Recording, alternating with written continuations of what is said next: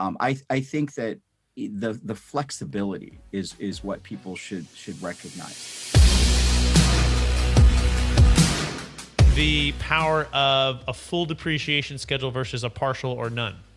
Yeah. So, and that's one of the things that I'm really intrigued with, because the only way, if you hold your property for a long period of time, and with the accelerated depreciation, a long period of time may only be 3 to 5 years, because accelerated depreciation allows you to get a lot more of it depreciated right up front. But you have to, when you use the 1031 and you're rolling that over, that depreciation's rolled over. So the classic example is, if you bought if you made $1 million on the project and you've already depreciated $1 million, so it's a $2 million total project, you're going to depreciate $1 million and you're carrying $1 million in your new project. You only get to restart again at that 2 million point for the depreciation, and that's a big problem.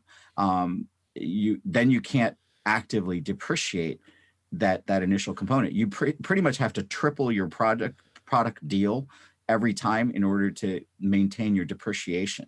You don't have to do that with a DST. You could be about the same value or a little bit higher, a little bit, in that same range, and still take advantage of that deal.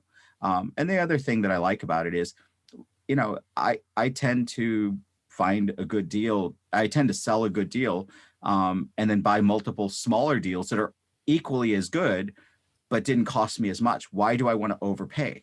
If I can buy a $5 million building for $300,000, why would I want to buy $5 million for $5 million? Why not buy for $300,000, get it to $5 million? I just sold a building simultaneously as the week before that I bought for $2.2 million for $3.4 million that I bought it the previous year. So I made $1.2 million. And I was able to put that aside and not even tap that money and hold on to it until I can find the appropriate deal for it. I think that the flexibility is what people should recognize. And if you're a real estate entrepreneur, because I don't think that we should even use the word real estate investor. I think that that's a misnomer. I think investors are people that live on the edge and kind of look in.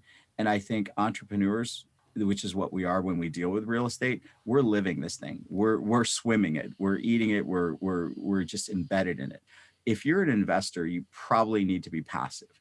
If you're an entrepreneur and you're the deal engineer for this, I mean, this is all that you're swimming in this environment. You got to know everything about it. So it's just a side note that it always bothers me when people tell me that they're real estate investors. I'm like, but you're doing everything. You're having to deal with every single element of this. You're running a business. There is no real estate investment unless you're totally passive. And I have passive people that invest with me, and they're my investors.